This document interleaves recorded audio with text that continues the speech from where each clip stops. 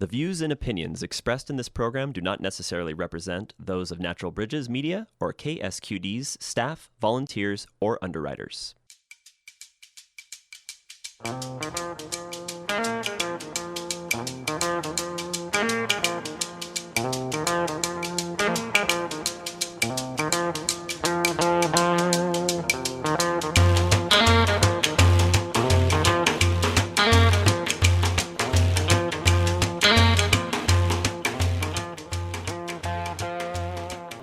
Hello and welcome to Talk of the Bay.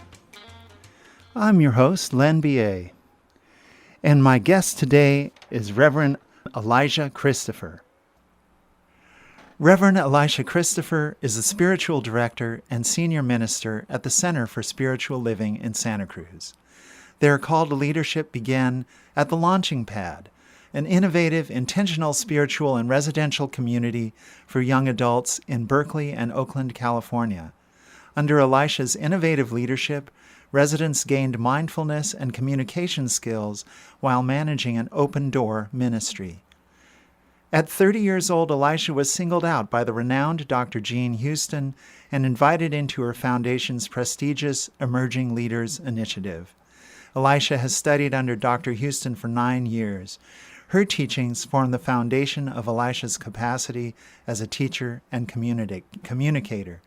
Reverend Elisha also studied the science of mind philosophy of Ernest Holmes and received their ministerial training through the Holmes Institute and Centers for Spiritual Living School of Spiritual Leadership in Santa Rosa, California. They licensed as a minister of religious science in 2020 and installed as the spiritual leader CSL Santa Cruz this year in 2022. Reverend Elisha, welcome to Talk of the Bay. Hi, Len. I'm really grateful to be here. And I'm grateful to have you here. Here we are in this darker, colder season of the year with so many holidays. Thanksgiving was a month ago, the winter solstice a week ago, Christmas and Hanukkah just passed. There have been holy days in the Buddhist and Zoroastrian traditions this month. And we're about to embark on a new year in the Roman calendar, followed a few weeks later by the Lunar New Year celebrated in China, Tibet, Korea, and Vietnam. I wondered, could you talk about the significance of this time of year in the human experience? Yeah, this is one of my favorite things to talk about, I think. And I just want to add one more to your list. Kwanzaa is happening right now, I think, actually. Kind of runs through New Year's, I believe. So, one of the things that I'm really passionate about is looking to what are the themes, the messages, sort of the universal human experiences that we can look to and learn from. And one of the things that I've always been most fascinated by is this, what we call the holiday times, right? Like as we move into the winter time, we move past the winter solstice on December 20th or 21st, depending on the year. And, that's the darkest night of the year. It's the shortest day. It's the time when it really starts to get cold and, we tend to go inside. And it's beautiful to me to look around the world, to look at history, and to recognize what an important time of year this has become for cultures throughout time and kind of history. And seeing how many celebrations come up, and yet there's a common theme in almost all of them. That, starting with the winter solstice, like you mentioned, Hanukkah and Christmas and Kwanzaa, and moving into Chinese New Year and all of these others in this kind of period of a couple months, the theme in all of it is light, really, like this celebration of light. And it's fascinating that in the darkest time of year, like light becomes this theme that we just grab onto, Yeah. And if you think back to especially cultures across the Northern Hemisphere, kind of before the advent of technology and electric light and all of that, as the days get shorter and the nights get longer, really this is a time where we really have to think about survival, right? It's cold outside, so we come inside, we huddle together. Like we tell stories to keep ourselves going and alive and excited for the springtime. Like, are we going to make it through the winter? And, excuse me.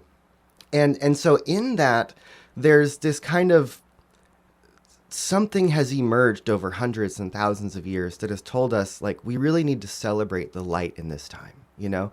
And winter solstice, you know, I'm someone also who just in my own personal culture, you know, I've struggled with depression and specifically seasonal depression throughout the course of my life.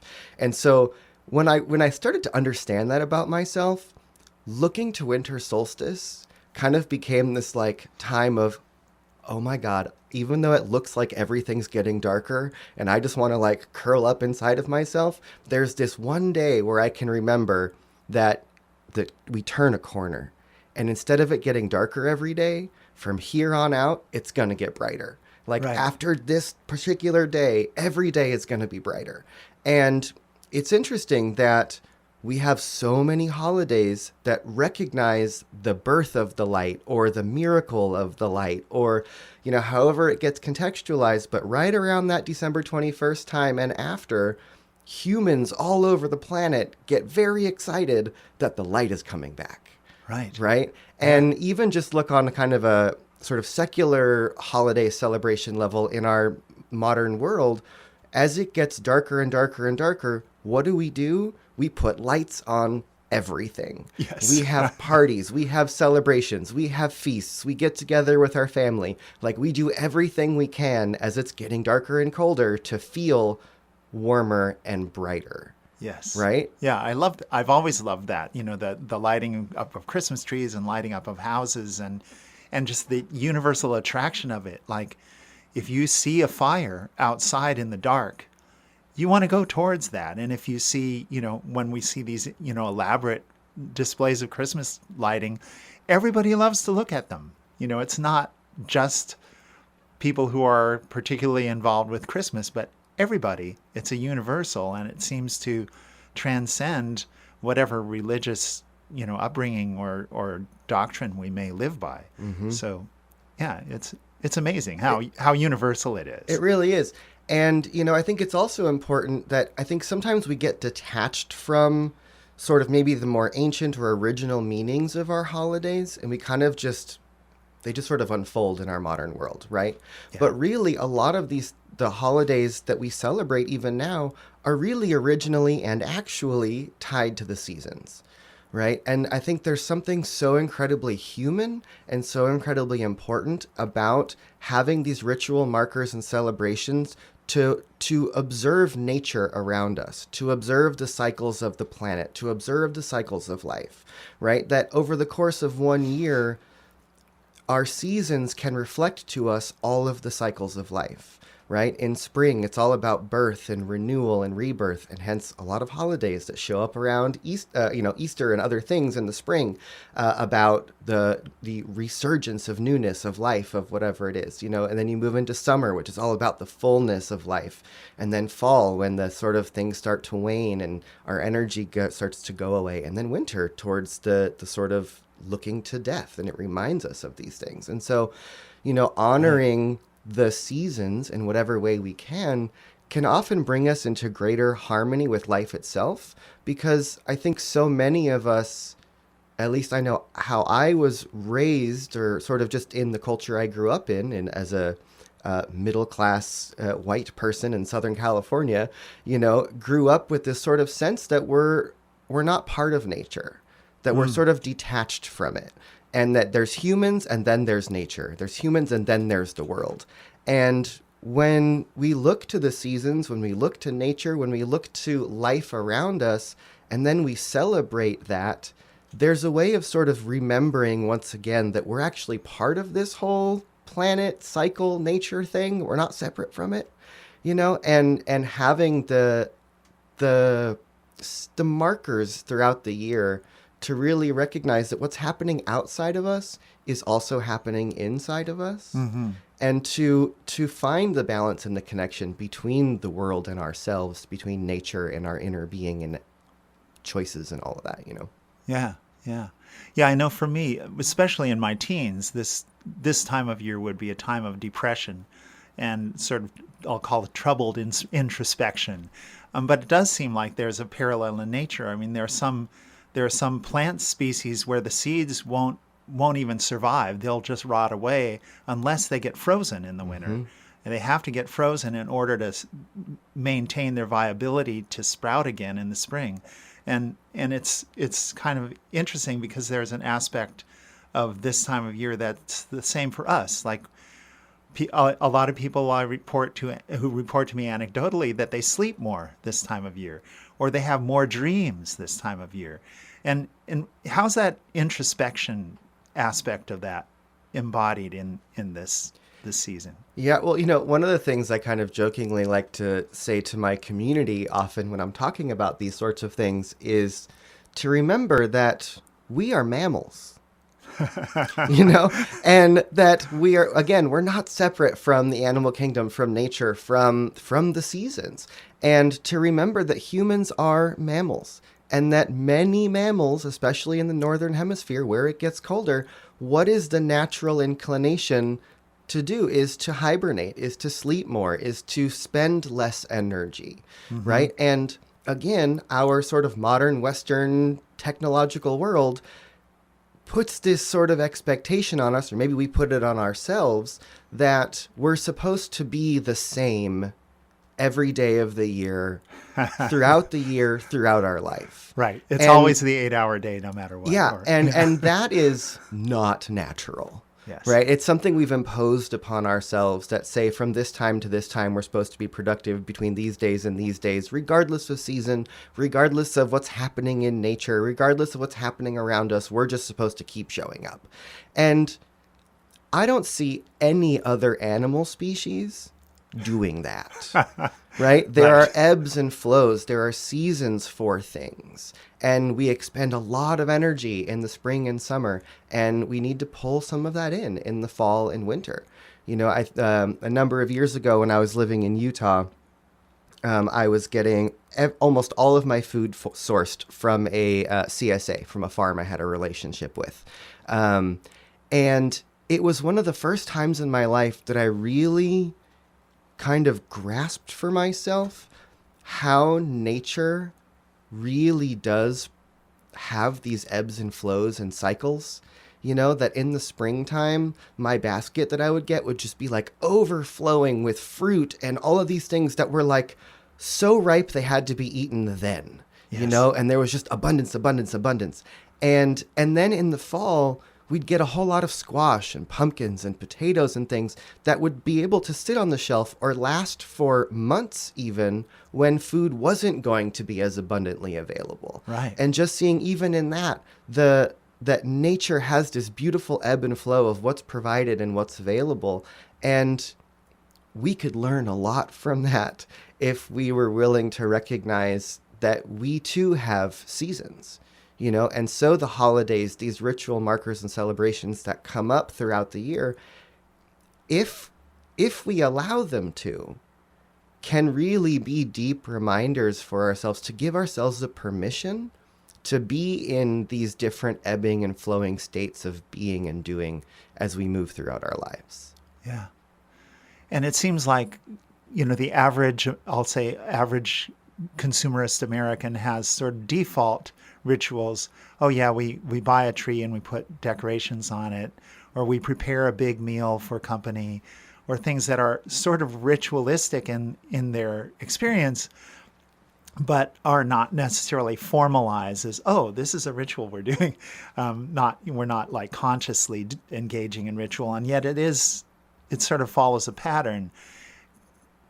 What's the importance of ritual in all that, and how does that work with our humanness? Yeah, so I have a body of work that I've created called Synthesis, which is a series of classes that I teach. It's a sort of multimodal. It brings in mythology and ritual elements and a lot of different things to help people sort of build this context for themselves.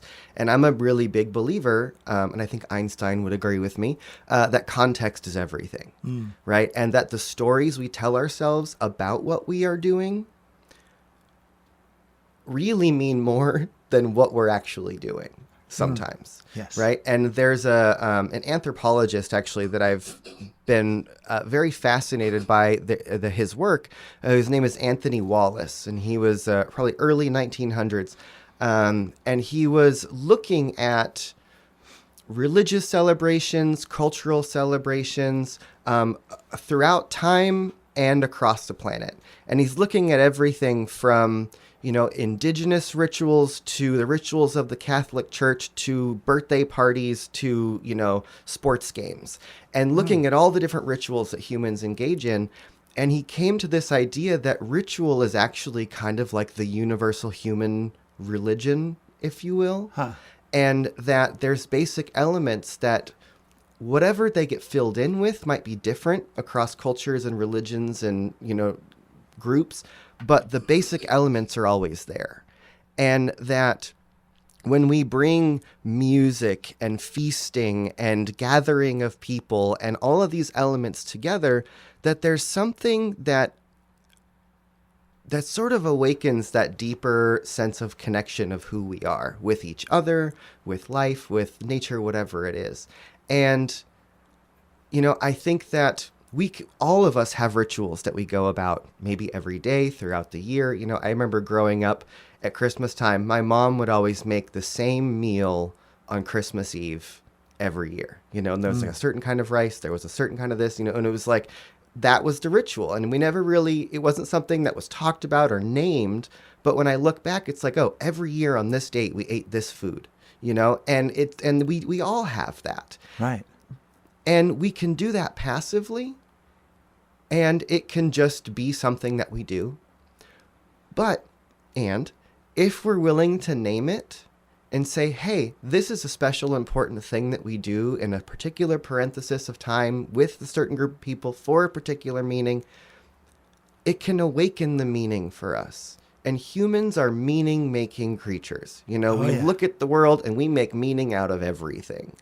And I'm a big believer in the stories that we tell really set up all of the choices that we make after that, and that if we tell ourselves a story that what we're doing is something special, is something that we are doing for a particular reason, it will embed those things in us, and so much of our motivation comes from our subconscious, but so much of what's in our subconscious comes from the stories we tell ourselves about what we're doing. And so, to me, ritual and story and celebration, these things are really about creating meaning for ourselves. Because, again, this sort of, modern consumerist technological world is really about distraction and sort of taking our, our phones and the things we can buy, Amazon, all the thing, whatever it is, it's this sort of instant gratification. I just want to feel good. I can reach out to all these things. And we often avoid, accidentally maybe, the deeper meaning, in our lives. And look at the world around us. Mental health is a major epidemic right now. And I think that a lot of that comes from a lack of meaning. And also we're living in a world that is rapidly changing. And so a lot of times the stories that maybe we grew up with or the religions that we grew up in, for some people, maybe those previous stories or ways of doing things don't match the world that we see. And so the cognitive dissonance, again, we have this crisis of meaning. And I think the greatest thing we can do to help people heal mentally, emotionally, and spiritually is to find ways of creating deeper meaning about what it is that we're doing here on this planet and in this society and here with each other. That's wonderful. If you're just joining us, my guest is Reverend Elisha Christopher. He is the senior minister and spiritual director for the Center for Spiritual Living in Santa Cruz. You're talking about meaning and shared stories and the importance of that, and how kind of in modern society, that's one of the things that we've really seemed to have lost. I've spent some time with some indigenous teachers, and that really parallels something that struck me very heavily after a few years of studying. We had been hearing stories and learning some songs around a particular ritual we were preparing for, and we all made a specific kind of clay vessel for part of that ritual. Well, we were all outside firing these clay vessels in an outside fire and singing one of the songs that we had learned with it. This is a group of, at that point, about 30 people. And someone who wasn't part of the group came along. And I realized in observing this person who wasn't part of the group, to him it was just like, oh, this is just a bunch of people having fun around a fire. Like, it had no particular meaning to him at all. And yet to all of us, we had a shared story behind that experience of making and then firing these pots in an antique way, a particular method of firing them outdoors.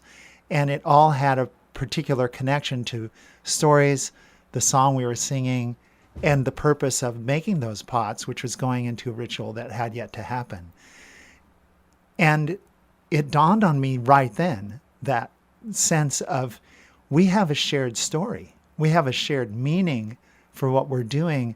Whereas to the outsider, sort of typical American person, who walks down the street and sees people doing whatever they're doing, the sense that there's any kind of connected story that ties this to other things is absent. And so that really sort of struck home, that experience struck home to me, that the importance of shared story, particularly in giving meaning to life, but also in creating community connection. And I wondered if you could talk about that a little more. Oh, yes, I can.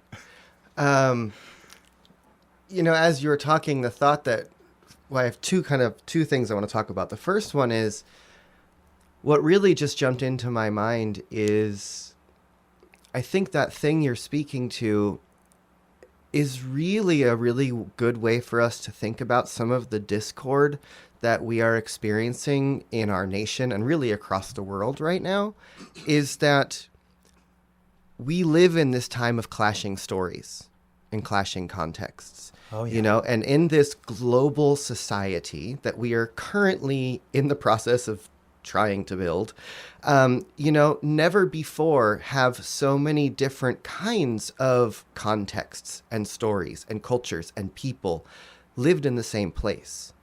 For the last 10,000 years, we've been relatively segregated into groups of people who tell our same story.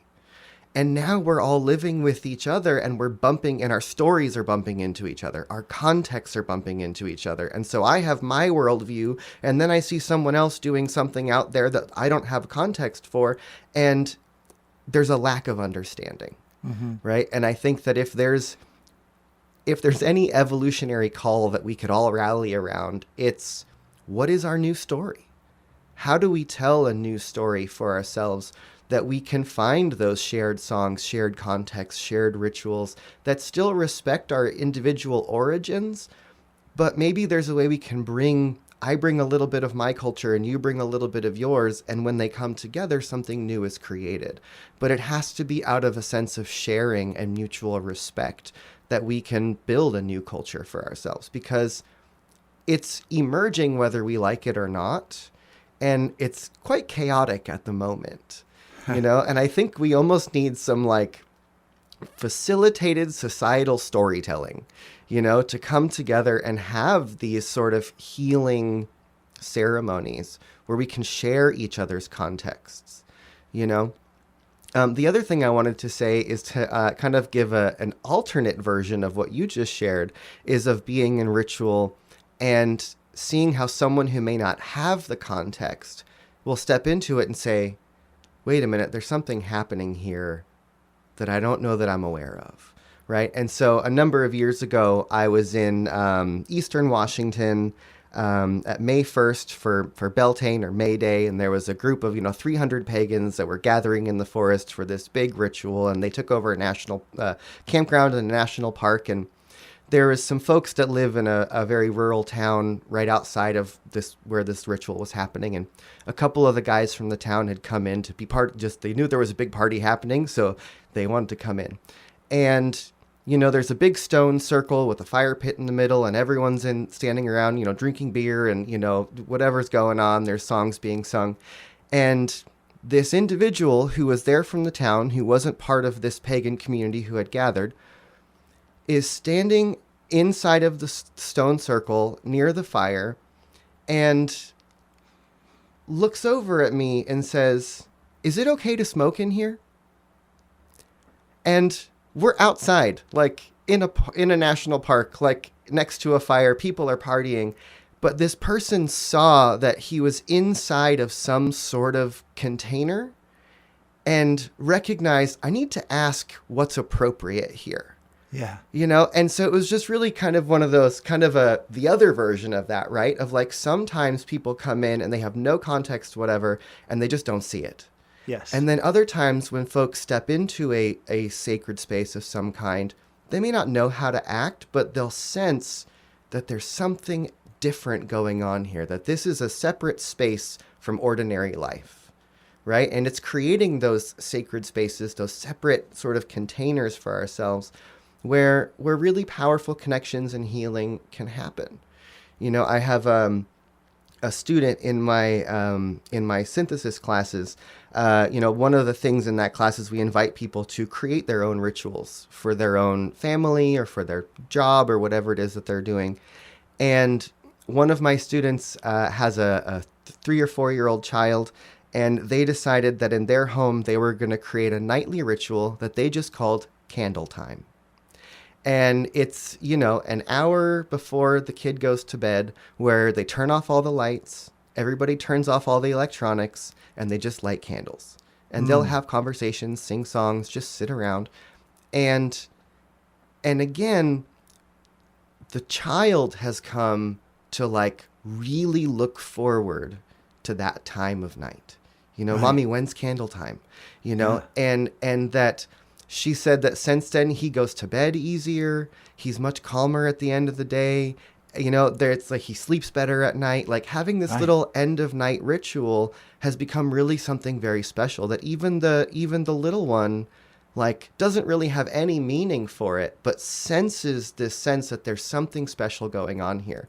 Yeah. And she reported back that they had family visiting, and that, the couple members of the family who were visiting were folks who they were a little bit irritated, maybe, that they were always on their phones and, couldn't really separate from their technology. And when it came time for candle time, those people never pulled out their phones. They weren't told these are the rules, but, interesting. there was a sense of, that's not appropriate behavior in this little magical space that's happening here, and that then became like one of the peak moments of the visit, because it was this time of deep connection where everyone was fully present to each other in a way that they hadn't been when they were just going about the day, on vacation visiting or whatever. It's just shifted. It created a separate sacred space where something deeper took place. That's beautiful. Well, we're going to take a really short break, and we'll be right back with more conversation with Reverend Elisha Christopher right after this. Don't go away. Welcome back. If you're just joining us, my guest is Reverend Elisha Christopher. He is the spiritual director and senior minister at the Center for Spiritual Living in Santa Cruz. So we've been talking about ritual and the importance of ritual, and I wondered also, you've spoken about the importance of gratitude. And I wondered if you could reflect on gratitude and its role and how it can transform our experience. Yeah, I often like to say to people, raise your hand. If you're interested in something that might help you have a general better sense of well-being, can boost your immune system, might help you live longer, might help increase your cognitive functioning. I can go down the list. People go, I want all of those things. And I have one response for you. It's practice gratitude, and it might seem kind of cheeky or sort of like, what does that really mean? But more and more and more, if you just did a Google search for science of gratitude, you'd find how much research has been done in the last probably decades at this point of the effect that practices like gratitude have not just on our mind, but on the entire physical body, right? And and that we might call gratitude a spiritual practice, but it could also just be called a general human well-being practice, right? And it's one thing to just sort of rattle off a list of, oh, I'm grateful for my cat, and I'm grateful for my home, and I'm grateful for, whatever it is. But it's something completely different to actually take time every day and think about the things that you really are grateful for, and find some way of really feeling them. Not just saying I'm grateful, but like feeling the gratitude, right? Because when we step into a space of gratitude,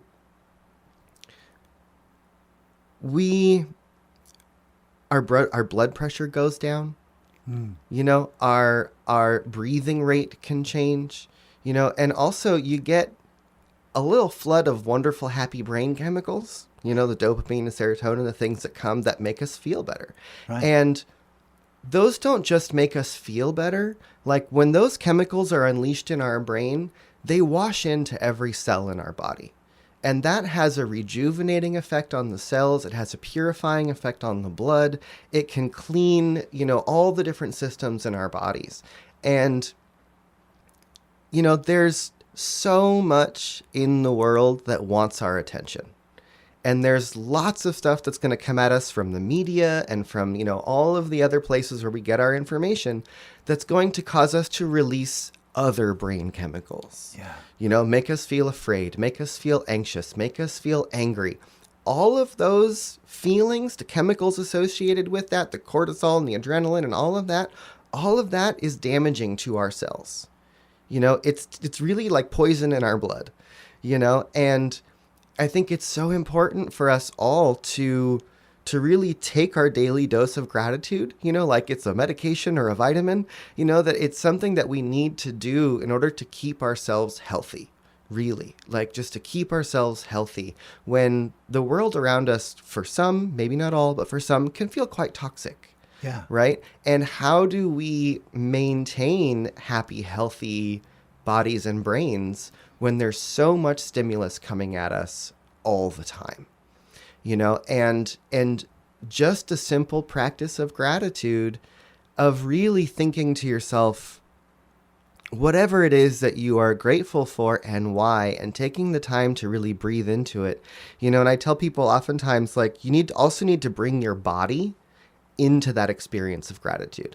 And I'm a big advocate of using things like postures and power poses and facial expressions to use your body to sort of help the feedback loop in your brain to shift, right? Because like if you were to, put a pen or pencil between your teeth, and it would force your lips, the corners of your mouth up, and just the physical motion of causing your face to smile tells your brain that you're feeling happy, and it causes the brain to release those chemicals. So I tell people, when you're doing your gratitude practice, not just to think it, but to enact it. Right. When you say, I'm grateful for the love of my cat, I have cats, I love them a lot, is that to not just say it, but maybe open your body up so that your arms are sort of in an expanded position. So you physically open up your chest. I tell people, close your eyes, raise your eyebrows, and smile, right? And then take a deep breath. And just doing that, if you were to I invite everyone to do that right now. Just as you're hearing my voice, just close your eyes, take a deep breath, lift your eyebrows up, smile a little bit, and just tilt your chin up slightly, and maybe open up your arms or your shoulders a little bit, and just notice how you might feel 1 or 2 degrees happier, calmer, more at ease, feel more joy just for that little bit. And doing something like that every day, spending a minute or 2, maybe 5 or 10, that's going to have a cumulative effect on your brain-body system, on how you feel and how you think as well, right? Because one of the things that I teach that we teach in Science of Mind and in New Thought and a lot of the philosophies that I've been exposed to is really that whatever we focus on, just the nature of the human brain, whatever we focus on, whatever we choose to give our attention to, we're going to see more of. We're going to think about more. We're going to feel about more, right? And so if I'm just willing to spend 2, 5, or 10 minutes every day at the end of the day or the beginning of the day or on my lunch break, whenever that is, and do a practice like thinking about the things I'm grateful for, engaging my body in that practice, breathing into it, it's like going to the gym. If you go to the gym for half an hour or an hour every single day, over time, you're going to notice that you are naturally feeling stronger, naturally feeling healthier, naturally feeling good about the energy in your body. You can do the same thing with what's going on in your mind. You can take your mind and your body to the gym in the same way by doing a practice of gratitude, or even just simple mindful breathing can even be a good place to start. If you don't have anything you're grateful for yet, just pause and take some deep breaths with that physical practice and just think about being grateful for being alive. Yeah. Yeah, and it comes back, that whole somatic dimension of that comes back to what you were saying about, remember that we're mammals. This, we're experiencing everything in a body highly evolved through a lot of emotional experiences. And, a lot of, I grew up in a very, rationalist household where it was like, no, emotions are bad, keep those away, pay no attention, that's immaterial. And it's like, no, it's most fundamentally material. It is exactly part of our bodies. And that's something you've really explained here so beautifully. Yeah. How valuable it is for us to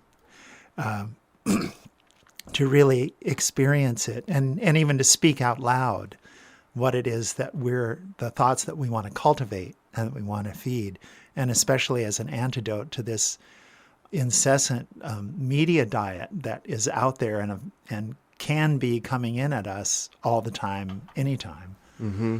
So, yeah. And you mentioned the science of mind, and for listeners who've never heard of it and don't have any sense of it, could you kind of touch on some of the key tenets of what that's about? Yeah, so, I am licensed as a minister through the Centers for Spiritual Living, which is an organization that teaches a philosophy called the science of mind, which was founded by someone by the name of Ernest Holmes in the late early 1900s.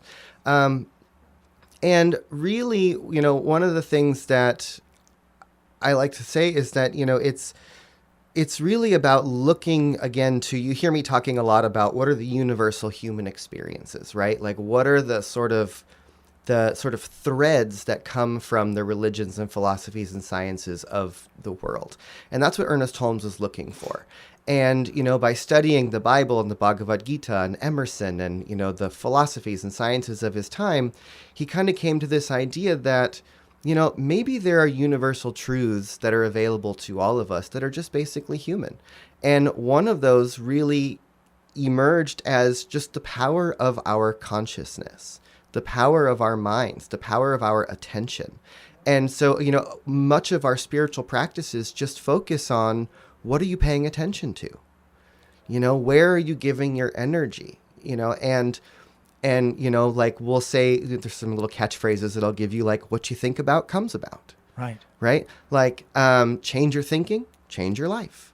Those are you could just boil it down to that. It's that when we are consciously aware of our context, of why we are choosing what we are choosing, of the thoughts that we are perpetuating in our own minds, like, that has so much to do not only with our general health and well-being, but then also it reflects back out to what we perceive, right? Because the human brain, believe it or not, doesn't give you the reality as it is in front of you.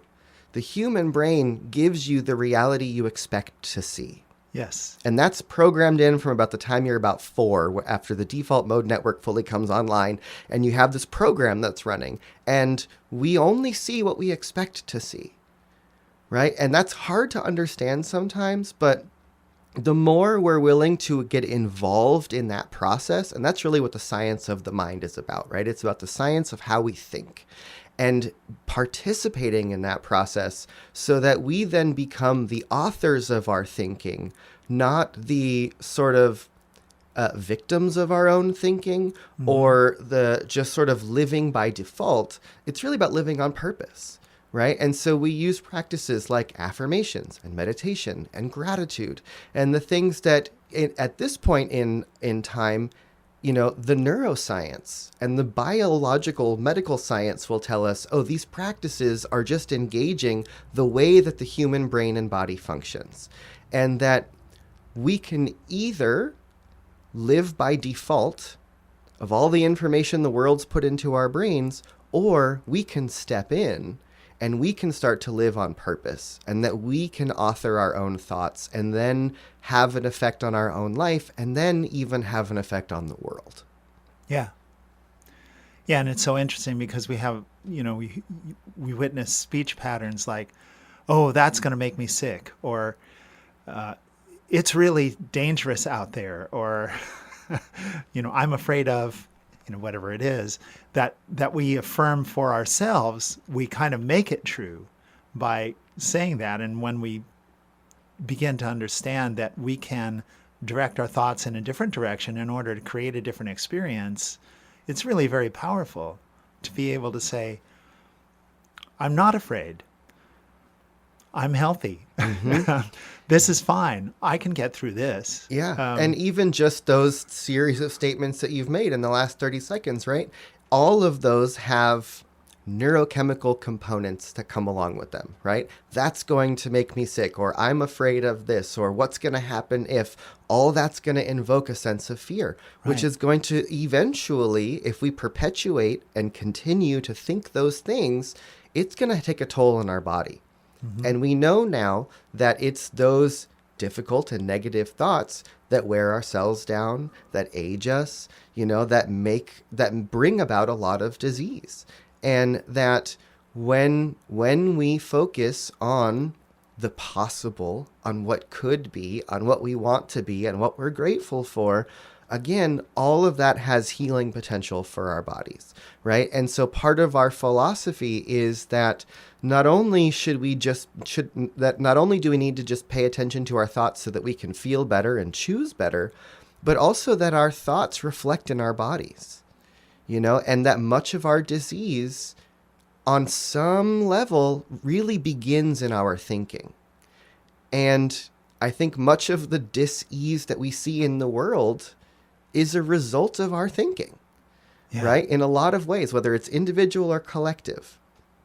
And one of the things that I'm really fascinated by more and more and more is how the sort of collective thought of humanity, of society, of our different cultures and communities really then feedback loop back to us and become our beliefs, right? And part of the science of mind, again, is really becoming on purpose and looking at those beliefs and saying, okay, I may believe this thing about the world or this person or myself or that group of people, but where did I get that from? Is it mine? Did I inherit it? Was it taught to me? And then being willing to examine those beliefs and say, well, is that really the truth, or is that really my truth?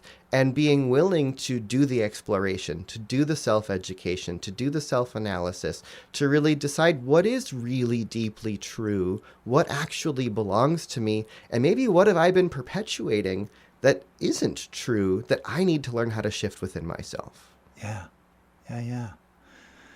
And it seems that neuroscience is beginning to confirm a lot of these understandings.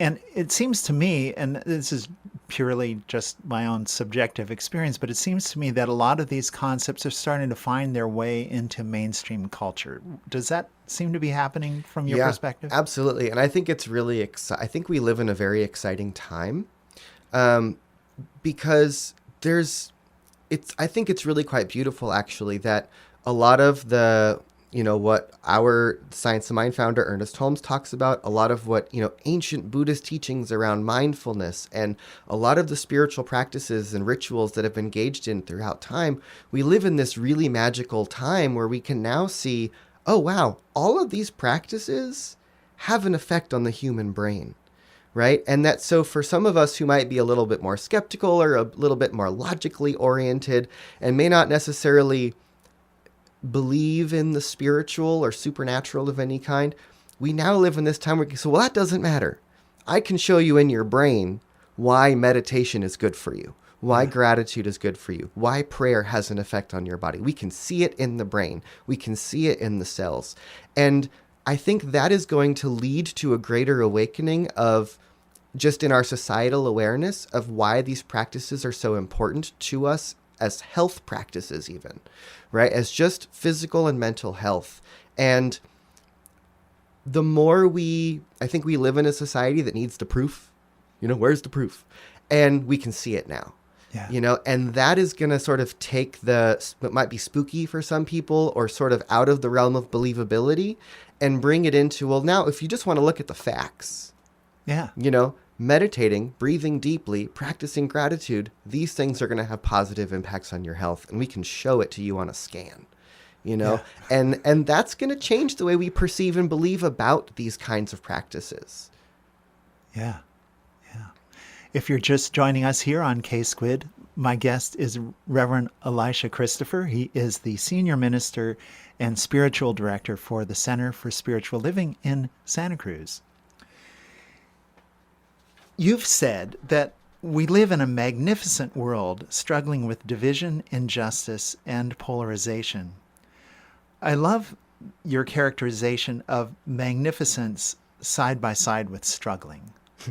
Could you talk about these seemingly paradoxical qualities existing in the same time and even in the same place?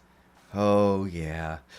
I really do think we live in kind of the most magnificent and difficult era in human history, where we live in a time where there's more and more division in the world between people of all different kinds. We see it everywhere we look. The planet itself is at risk.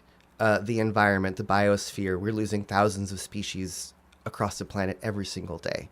In a lot of ways, it kind of seems like everything is going down the drain in a lot of ways. And just like chaos and discord and anger and fear are kind of everywhere we look. And at the same time, we are living in a renaissance. Yeah. We are living in a time where even our technology and our medicine is advancing to new levels, where people are coming up with new ideas of how to do things that have never been thought of before. I'm a big advocate and have a lot of interest in permaculture, which is also known as regenerative agriculture, right? And it's just a redesigning of how we interact with nature, how we grow food, how we create habitat and steward the lands around us, right? We live in this really amazing time where it's kind of like all of the best and the worst of the worst are rising up at the same time right next to each other. And which puts us all at a choice point, right? Because if we focus on the war and the division and all of the just death and destruction and all the horrible things, if we give all of our attention to that, it's going to overwhelm us. It's going to take us down. If we look to the innovations and the possibilities and the bridge building and the places where people are coming together, the places where people are overcoming their racism and their fears and their projections, the places where people are doing the healing work, we can see that is happening all over the place as well. And it's like, right. There's a story, I'm forgetting where it comes from, but a minister, a friend of mine, loves to tell this sort of analogy of there's a story that's called the story of the two wolves. Yes. And there's the good wolf and there's the bad wolf, and there's a whole story that goes along with this. But in the end, the student asks the teacher, which one of these wolves wins in the end? And they said, whichever one you feed. Right. Right.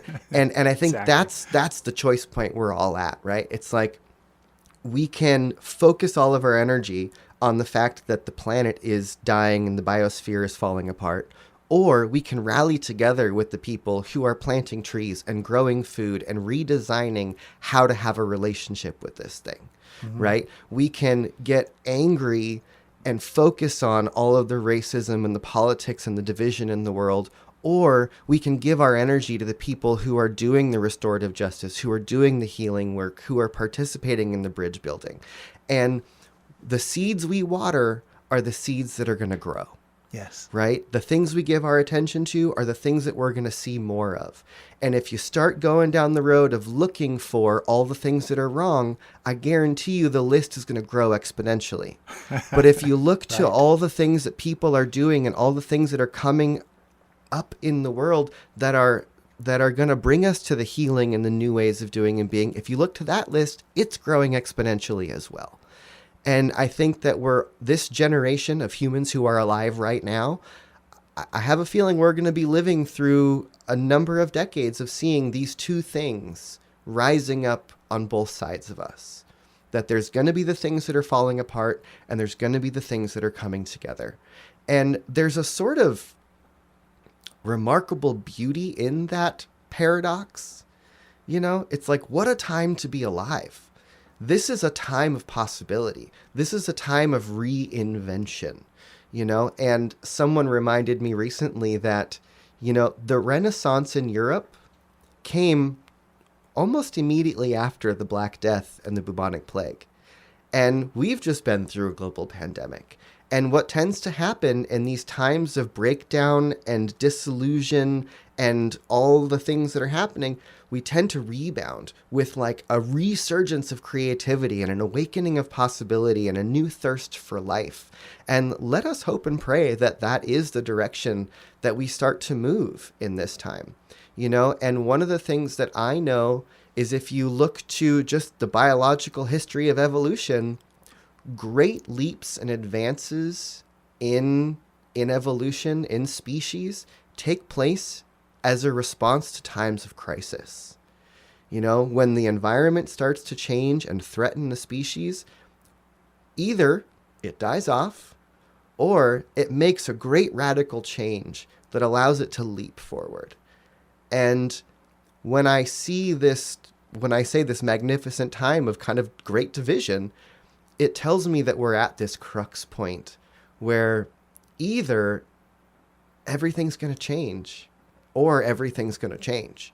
But we get to choose which direction we participate in that change. And there's a really great call for all of us to find our passions, the things that we want to give ourselves to, the possibilities that we want to feed. And I think that's a big part of my message is look to the disturbance that you see in yourself or in the world. And for almost all of us, there's something that we feel is eating at us, something that feels wrong, something that feels like it needs our attention.